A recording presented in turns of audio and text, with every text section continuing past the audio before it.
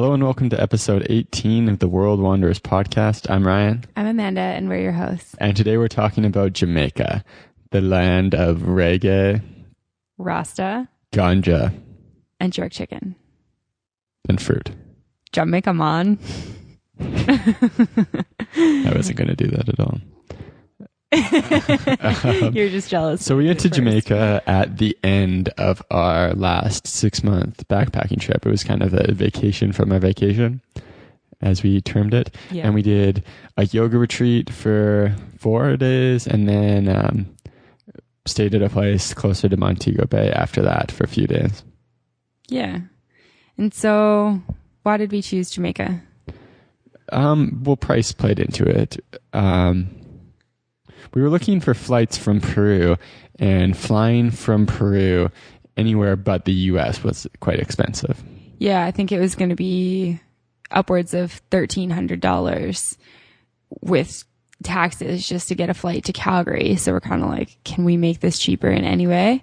And so we started looking around. We're like, or for me, after being in Bolivia, that was quite chilly, southern Argentina, I was like, I'd love to just kind of hang out on a beach for a week, maybe do some yoga, really be able to decompress and relax before heading home, to try and look for a place to live, get jobs, see everyone, et cetera, et cetera. But it wasn't about maybe doing yoga for you, because yoga was doing a yoga retreat was one of the main things you wanted to do this trip. Do you want to talk about why you wanted to do that? Yeah, for sure. So one of my bucket list items for South America was to do yoga in every country that I visited. And that sort of grew from just developing my practice over the last few years.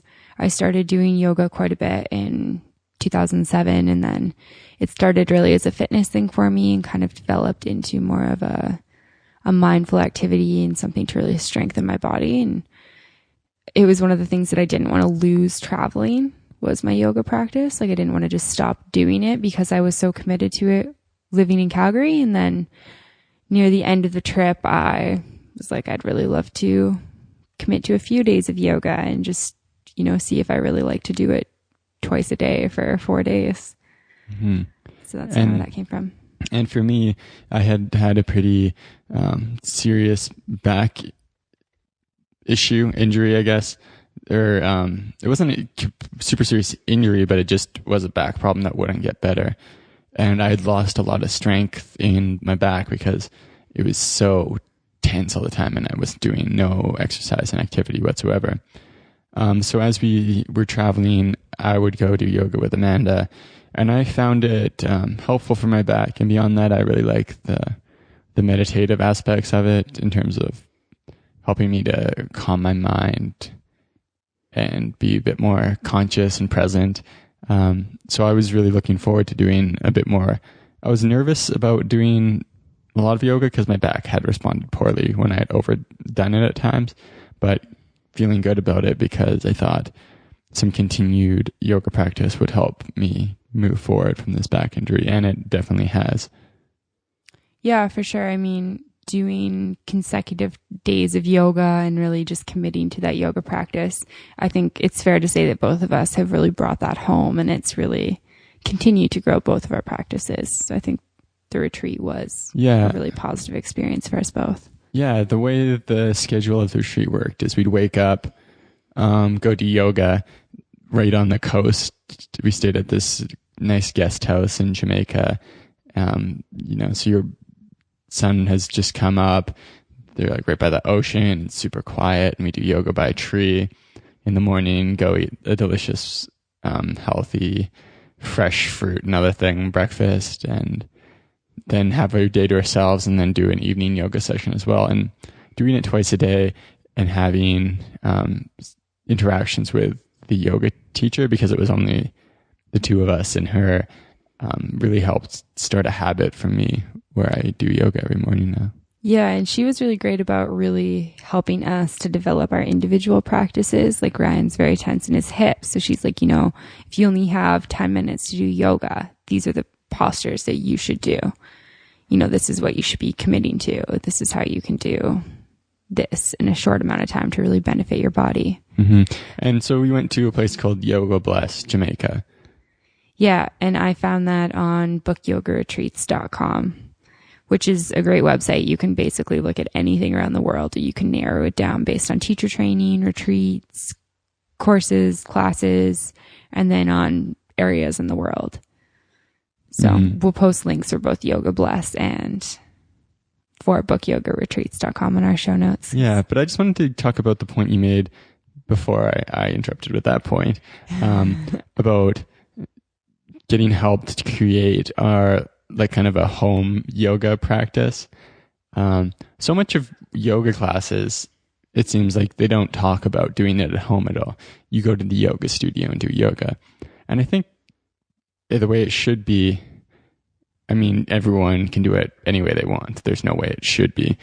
But it is something that you can definitely bring home and practice at home and then kind of go spend money to refine it, because it is quite an expensive thing to go and pay like $16 to do a drop-in or something when you can do it at home for free. But a lot of people will say, oh, you know what? I don't want to spend the money on it, so I'm not going to do it.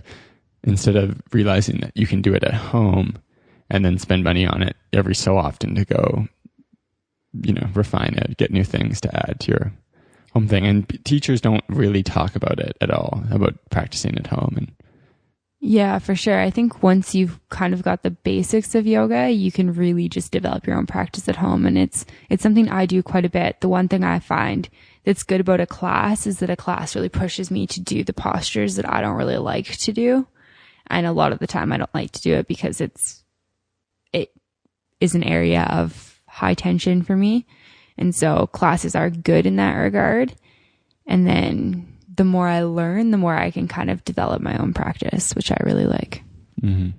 Yeah. So getting to Jamaica, what were your first impressions? Because it's definitely a different place. Yeah, it's cool. We got picked up at the airport by the driver for Yoga Bless, who's this cool Rastafarian guy. And he ended up driving us around quite a bit. But yeah, Jamaica, it's warm, beautiful, beautiful, beautiful place. Yeah, and it was interesting coming from Peru and Bolivia. We got kind of held back in the airport. We had to go through like a mini medical check thing, sign a form that we weren't sick. It's just like such a relaxed culture. Like, yeah, man, don't worry, just be a second. Like, just so chill about it. Oh yeah, you're in Bolivia. Okay, no worries, just sign here. Like, just a very like laid back, like low stress kind of, it's like putting everything in slow motion or like moving through molasses almost. Like everything's really slow, really like, yeah. I don't think it was that slow. I guess maybe not. I guess But it's just relaxed. Yeah. No one's taking anything too seriously. Yeah, I mean, it's the first airport that I haven't been stressed in, I think. It's like, okay, like no worries. But there was quite a large line to get through customs, and the customs guy was kind of a little crazy. Do you remember that? Yeah, no, I do remember it. I guess I'm just thinking like in comparison to a lot of other places I've been, like he was still pretty for a customs person and an international. I don't know. He wasn't that bad. Okay. Maybe that's because we came from Florida. He wasn't a fascist like everyone else in all the U.S. airports. So we drove out to the place we were staying, and Yoga Bless at that time was running out of a guest house. I don't recall the name of the guest house, but it was out in Lucy, which I think is actually spelled Lucia. It seems like Jamaican English, which is definitely its own thing. Yeah, patois, I think is what it's called. And they like don't use a lot of the letters. Like the word three and tree is the same thing. So TH are just T. And like EAs are just like Ys. Yeah, it was weird coming from 6 months being in like Spanish culture and finally like understanding Spanish and then getting to Jamaica and being like, is this English? Like I don't really understand anything that's being said right now. Yeah, so we drove out to Lucy where we stayed. And then while we were doing the yoga retreat, we pretty much just stayed at the guest house we were at. They had a nice pool and the ocean was right there. So we just kind of relaxed all day. Pretty much just living the dream for 4 days in terms of what I describe living the dream. Like yoga, fresh fruit, delicious food. And the food was really amazing. Specifically the fruit. like the island, they can grow so many different things there. So we got to try a ton of it. And what's the shellfish? And It's called ackee and saltfish, and it really was delicious. yeah, and then soursop, which I'd never tried before, which is awesome. And then How would you describe soursop? it's kind of experience. Like so much about eating it is the texture because it's like chewy. It's kind of like a marshmallowy in a way, but like you get this delicious juice and then you're kind of chewing. It's kind of like cotton. Too, but like really delicious cotton. Mm-hmm. And then fried breadfruit. That ackee was I really liked that ackee and saltfish. Yeah, so the breadfruit is not bread, but you can make you can fry it kind of like French fries. It's so good. Mm-hmm. Yeah, it's kind of like a super dense potato. Yeah, but still like a fruit. And like it grows in a tree. But yeah, it's amazing walking around. And we went on a tour one day out to Negril and a couple other places. And we were walking around with the guy who took us on the tour. And he's just pointing to every tree, like breadfruit, coffee, pineapple there. Oranges, apples. Ackee, everything growing. It would be amazing to have a house there because you could grow like the whole produce section from the grocery store in your backyard. And it's striking being versus somewhere like Canada where because of the winter, it's like there's nothing going on, nothing to eat really. Yeah. Like potatoes. Yeah, it's just very, very different. Like But like obviously that's the miracle of being alive right now. You go in the grocery store and I can eat an apple every single day of the year, even though apple season just happened and ended. Yeah, I know for sure. I mean, that's definitely one of the benefits of living in 2014 in the Western world.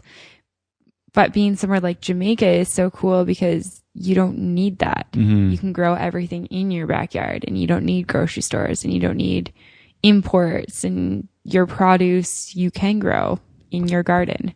Which is just really cool. And it's interesting too because a lot of places like that where it is super lush, there's a lot of seems like less desire for people to really like work and make money because it is, you've got a house doesn't really need to be heated. It just needs to like cover you from the rain. And then you can, go walk out into the forest behind your house and pick up a breadfruit and maybe a couple mangoes and something else and then come back and feed yourself for days. Like you can go out and walk and work for like an hour, maybe catch a fish and come back and feed yourself. For sure. In saying that, another food that I really enjoyed in Jamaica that we got from restaurants was the jerk chicken. Yeah. And that's probably the most popular Jamaican thing outside of Jamaica. Yeah, for sure. So jerk chicken is basically like a chicken cooked over. It's all the asshole chickens.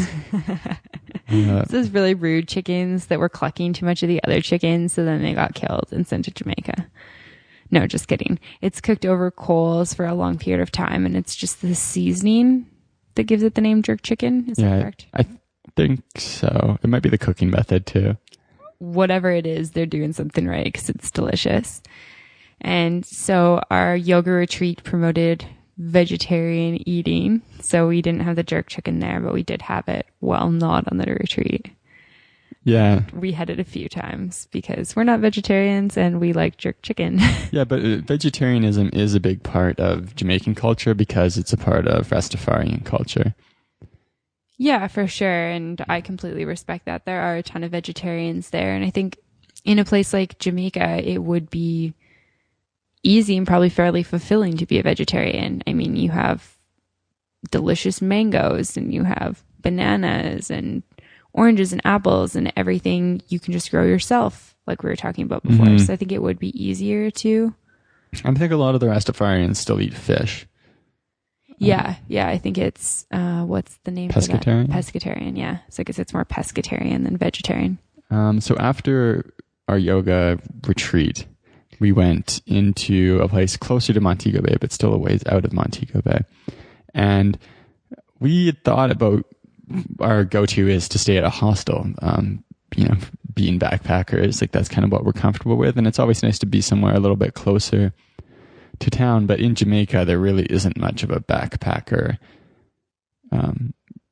loop culture. I don't know what you'd call it, but because there's no hostels really. I would say that there isn't a backpacker culture. Yeah. There's a few places on Hostel World.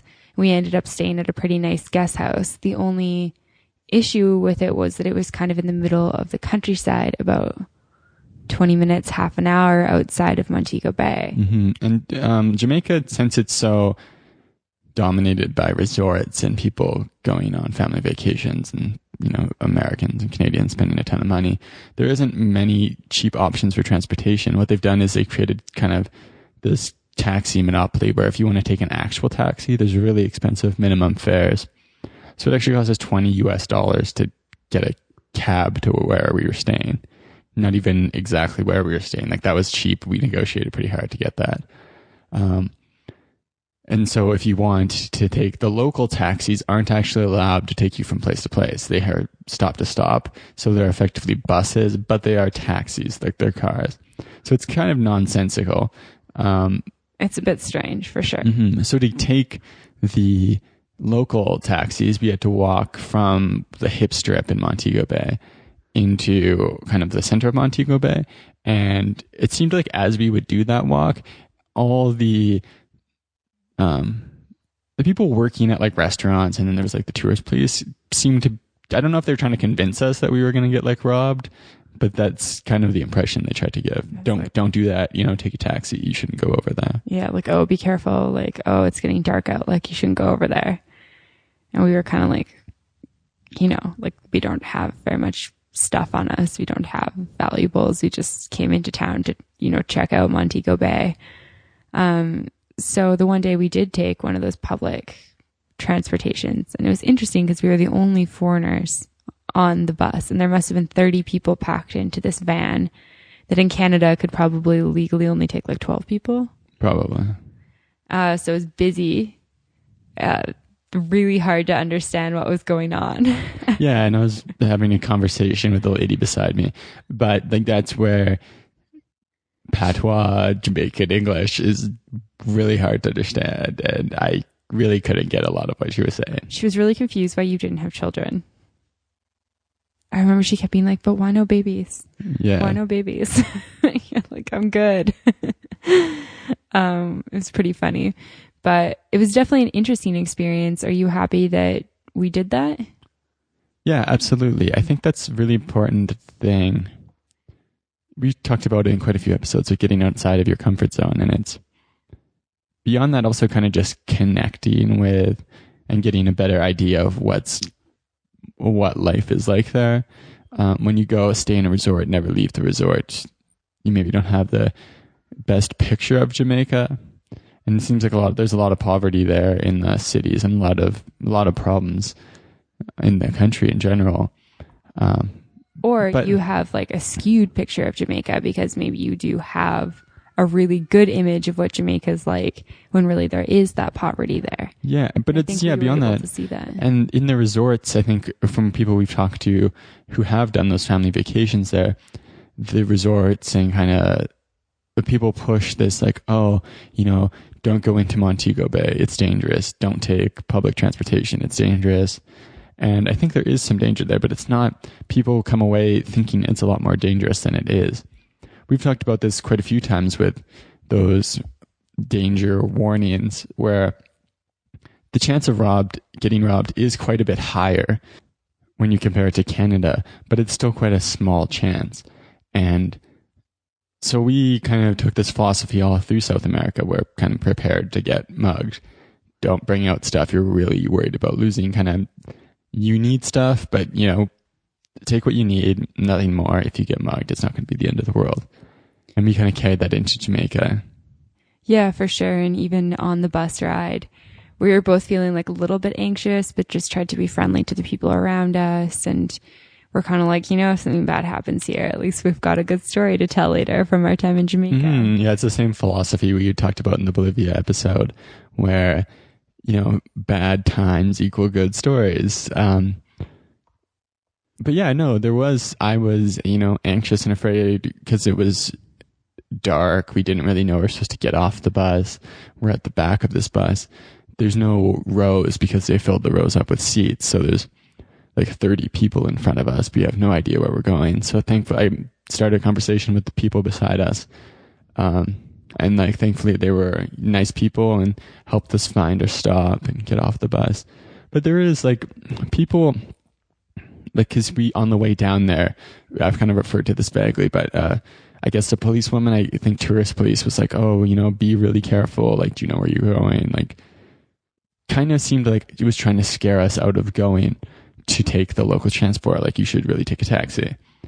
So that does, like, we don't know anything about it. It's foreign to us. And that does create this sense of fear, you know? Yeah. So we walked in there and I was more afraid of getting robbed than I was 5 minutes before. And yeah, I think we both went into it pretty tense, a little bit anxious, kind of uncertain. And kind of nervous about, you know, who's around me, not comfortable. And it takes you, by going through that experience, you learn to make this uncomfortable situation a comfortable one. Not completely comfortable, but more comfortable. Yeah, for sure. I think it was definitely a good experience to have. The last thing that we did on our very last day in Jamaica was we went horseback riding. And that was something that was also on my bucket list. Also made me uncomfortable. I have no idea why it was on my bucket list and why I wanted to do this. I'd seen like all these pretty photos of people horseback riding. And I was like, I should do that. Horses kind of scare me. I should do that. Because I've really only been maybe like 3 times in my life. And Ryan had actually never been on a horse. He'd been on a donkey in Greece, but not on a horse. Yeah, one time in high school, our outdoor rec class was supposed to go horseback riding, and I was kind of nervous about it, and then it got rained out, and I was very happy to have avoided riding a horse. It does, yeah, getting up there, it's like a big animal with its own mind. It can do whatever it's want. It's kind of hard to control. And they kind of taught us how to ride these horses, but I don't really think they listen to us at all. Oh, my horse definitely did not listen to me. I'm like, stop trying to trot. I want to walk. And he's like, I'm trotting. But the thing with horses is that they can really feel your feelings. Like, they have a good sense. They're a very smart animal. So they have yeah, they have a good sense for like if you're scared. Like, and then they toss you off. Yeah. No, one of my best friends has a horse, and her horse knows when she's on it. And if she puts a new rider, he bucks it off. The rider off every time. I was like, I will never go on your horse. They're an interesting animal for sure, and they're very powerful, but they're also very beautiful and graceful. Yeah. You don't sound convinced. I know, it's a cool time. Quite expensive. We kind of had a pain in the ass because we drove all the way out there and then found out we couldn't go one day. So then we had to go leave and then come back the next day. Yeah, I mean, that wasn't anybody's fault but our own, though, because we didn't book ahead of time. Yeah, no, absolutely.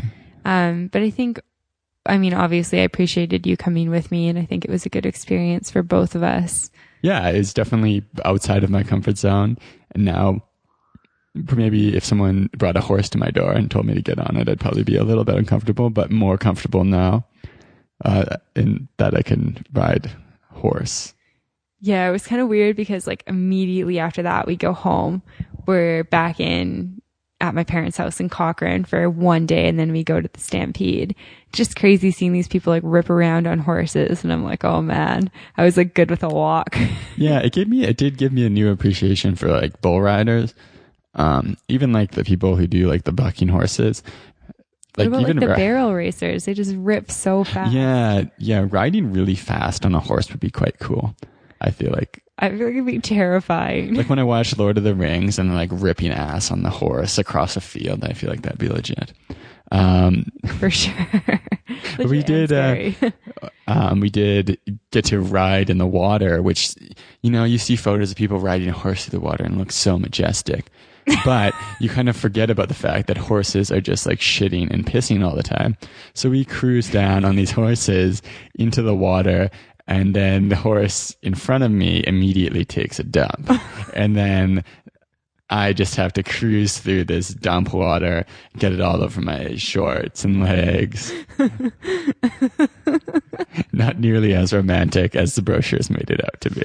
I think the photos were probably pretty romantic and beautiful. Yeah. It's worth it for the photo of me with my shirt off on a horse looking super manly. We didn't buy that. Yeah. No, it is interesting though. Like it's actually really hard going through the ocean. Like you really have to use your leg muscles to stay on the horse, and then you're kind of like trying to dodge the poo that's kind of floating around. And then you see a horse like a few in front of you like lift its tail, and you're just like, oh god, that's gross. Yeah. So what else did we do on the hip strip?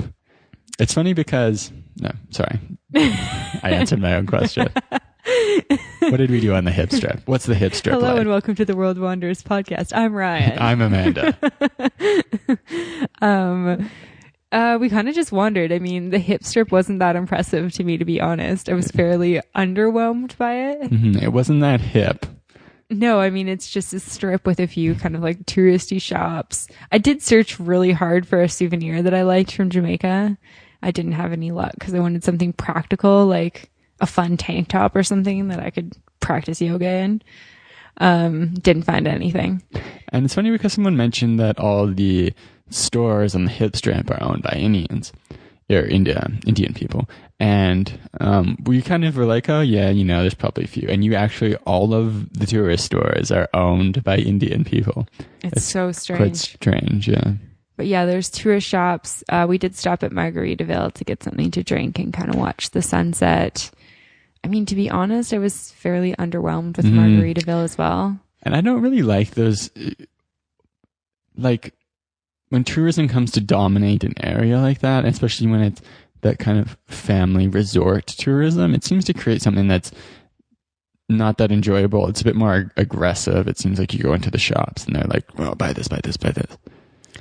Yeah, I guess it's kind of like they've programmed themselves to deal with the type of tourists that do come in there, which, you know, a lot of the time is people with money looking for these cheesy souvenirs or this big plate of nachos. You know, they're getting what they think is like their authentic Jamaican experience. And then for us, we're kind of like, what is this? Like, this is weird. Mm-hmm. Like, I don't want this weird tacky souvenir, and I don't want this plate of nachos. Like, I'd rather a plate of jerk chicken. Yeah, and that's when it gets a situation like that. I mean, when there's a whole bunch of big resorts, it kind of creates this tourist experience, real life experience, which there's always going to be a difference. But it seems like when the gap gets that far away, it kind of makes it a bit uncomfortable. Versus somewhere like when we were in Peru, you go to Machu Picchu, and yes, it is specifically Cusco. Yeah, there's a lot of tourists there, but it still seems to keep its like Peruvian thing. You're kind of like in it versus, you know, we built a colony here. This is, you know, little America on Jamaica. Yeah. Yeah, that's a good way to put it. Like Cusco is touristy, and there are tourist shops, like shops geared towards tourists. No, absolutely. There's like cheap alpaca that's if you were real, and it's just to say you've got your alpaca sweater from Peru. And I mean, I'm sitting here, I own 2 of them, so I'm not outside of the people who buy that stuff. But if you were so there's like kind of 2 blocks around the main square in Cusco, you don't really see that many Peruvian people, but then you step outside of that, bang, like, you know, there's a market, right, a lot of Peruvian people everywhere. Mm-hmm, for sure. It's a lot more accessible to get to the real Peru. And it's like you can, you know, go in there and it seems fine, versus it doesn't seem like there's that much. I guess we didn't really go too deep into actual Montego Bay, but it's like, it seems like with some tourist places, you're in tourist Cusco, then you're out of tourist Cusco, and then you're back in it. And it's this flow between it, versus somewhere like Montego Bay and what I imagine a lot of other resorts has to be like, where there's tourist Montego Bay, and then there's like the real Montego Bay, and you don't interact between them. Yeah, for sure. I'm picking up what you're putting down. I think that you've described it fairly well. That's definitely what it was like. Our experience. So how do you feel about places like that? Or what do you think about places like that? I mean, I've done the all-inclusive vacations. I've had a great time doing them. I'm not going to sit here and be like, I'm never going to take a all-inclusive vacation ever again in my life. In saying that, if I was to do it, I do want to try and break through that tourist wall. Like, I feel like I've been to Mexico 4 times. Have I really seen Mexico? I mean, my family and I accidentally got on a bus trying to get to a tourist market and ended up in the depths of Cancun where the locals live. Mm-hmm. And it was like, whoa, where are we? Like, what is this place? Like, it was scary because it's so different from where the tourists stay. And I don't know, I don't really agree with it. Like, I want to, when I go to another country, I want to see culture and I want to eat the real food and I want to meet people who actually live there and I want to know what their lives are like. Mm-hmm. And I felt like being in Cusco, we could get that. Like, I volunteered 20 minutes outside of Plaza de Armas in an area that's very real. Yeah. And I think that's a lot of people carry a lot of guilt and not too confident in their right to be happy if other people are sad. So it's like if you can be in a resort, you can kind of hide from the fact that there's people really struggling versus, you know, being confident in like, hey, I can be in a poor country because it makes me happy and that's all right. Mm-hmm. But then still be comfortable with the truth that there are a lot of poor people here really struggling to get by. Yeah, for sure. And I mean, I definitely see where those thoughts come from. But I mean, if you put it in perspective, there's people struggling in Calgary. There's a lot of people struggling in Vancouver, Toronto. You know, we've got people struggling in our hometowns here in Canada. And there's a lot of people struggling in the US as well. So maybe if you're going somewhere else, just kind of embrace the fact that there's going to be poverty everywhere in the world that you go. And that it's okay for you to still enjoy yourself despite there being poverty. Mm-hmm. Well, yeah, other people don't have any claim upon your happiness. Yeah. Unhappiness doesn't mean you have a claim on happiness, you know? Definitely. But I think it is good to get like a real look at what it is because a lot of people go somewhere and it's like, oh, you know, it's dangerous to leave the resort. And then they kind of just repeat that onwards and onwards and onwards. And no one's like, hey, is it dangerous to leave the resort? What's going on out there? Like, what's it like here? Like, I think curiosity is a really cool thing to have. And I think it adds a lot of depth to your experience. Yeah, for sure. So one last thing that we wanted to touch on in this podcast was feelings about coming home because Jamaica was the end of 6 months for us. There was a lot of feelings, emotions, a lot of stuff going on with us during that last week. And that's partly the reason we wanted to do a kind of a relaxing yoga thing where we didn't have that much going on, really. We just had time to write and think and talk and read and just like really be ready to come home, I guess. So for me, you know, I made a lot of like personal development and a lot of positive or what I think are positive changes to myself while I was gone. And I had a lot of anxiety about judgments and acceptance from my friends and family coming home. And so that was kind of like a constant thing that was going through my mind during that last week. And also because we had plans to see a lot of people right as soon as we got home too. Yeah. And it's, you know, I didn't even realize until talking to a friend back home that like I hadn't even really thought about how they were feeling, but because I was so focused on me. And I had one friend be like, oh, you know, like I felt like you were making changes and I was worried that you weren't going to want to be friends with me anymore. And I was like, what? Like you were worried about that? Like I'm sitting here like having these anxiety attacks, I guess, over like, okay, like maybe my friends don't want to be with my friends anymore because I don't want to do this and this and this, or I don't want to be like this anymore. And here I have friends being like, oh, maybe she won't like me. And it was kind of really eye-opening for me because it was like, I'm not looking to get rid of my friends. I'm just looking for, you know, people who are going to accept me for truly being me. Yeah. And so I think the anxiety comes from when you go somewhere for 6 months or a long period of time, you're inevitably going to change.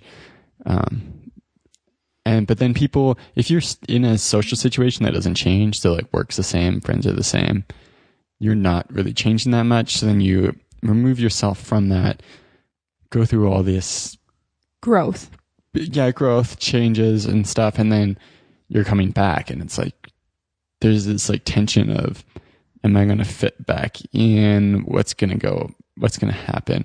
And specifically with us, the first time we traveled, I think it was a bit different because we weren't thinking about it too much.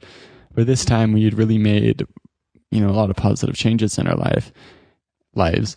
And we wanted to not fall into this trap we had fallen into before, where I had ended up super depressed and angry and just not happy at all. And so we were thinking about how do we set up a positive life. And I think it's really worth a lot of thought towards the end of your trip about how you maintain these changes. We've talked about it on a different episode too, but yeah, we talked about it in our happiness episode. So if this is something that interests you, I think we talked for like 40 minutes about happiness and travel. So definitely check that out. But it's sort of like how do you bring those changes home? And that's something that we were really focusing on during the last week of our trip. And that's when we, really settled on making a commitment to move out of Calgary. Because for us, the life that we've envisioned for ourselves wasn't really possible in the city working office jobs. I think it's still possible in there, but oh, totally. It's just easier when you can start fresh somewhere else. When you move somewhere new, it gives you a chance to just be who you are. When you meet new people, they have no expectations for you other than the person they see in front of them, versus someone who's known you for 5 years, 10 years. They expect you to be the person you've always been. And you're going to pick up on those social cues and kind of fit to what they want to see unconsciously. That's one of the things we try not to do, or I try not to do, but it still happens. To do it too. Yeah, I know you do, but I didn't want to speak for you. Yeah, for sure. So in Jamaica, we were going through a lot of anxiety. I think I probably said like once a day, oh, I don't want to go home. So if you are near the end of your trip, and you were panicking because you don't want to go home, I think that's pretty normal. Yeah, for sure. And I think we both just got to a point where it was like, we are going home. Like, I'm going to accept that this is happening. And now how can I make going home as great as it can be? Mm-hmm. And going home really wasn't that bad. Seeing people that you haven't seen in a long time that you do care about is really nice. It does feel good. Mm-hmm.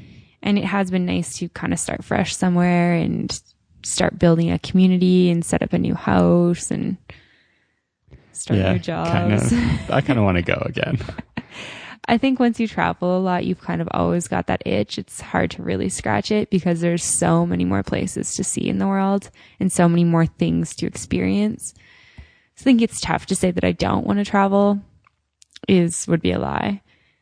But at the same time, I do feel like I've created a place of happiness where I am now. Yeah, we were just talking about before the podcast how we've been back for 3 months effectively. And at least I'm kind of getting a pretty strong travel itch. And it comes last time we came back and it was like day 3. I wanted to leave, and now it's like 3 months. So maybe next time we travel, it'll be like a year before I want to travel again. 6 months. Yeah, well, I improved from 3 days to 3 months. So maybe I'll go from 390. I don't know. Okay. I'll do the math on that and post it on the show notes. Or not. Do you have anything else you want to touch on? No, I'm done. Awesome. So Ryan out. Check out our show notes and some photos from Jamaica at www.theworldwonders.com. Thanks for listening. Bye.